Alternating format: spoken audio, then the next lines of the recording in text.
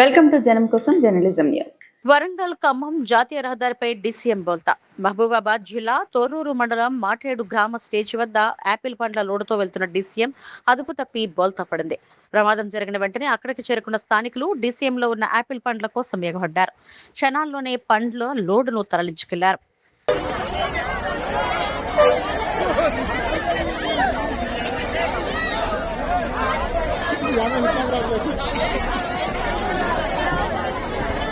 ఇక్కడ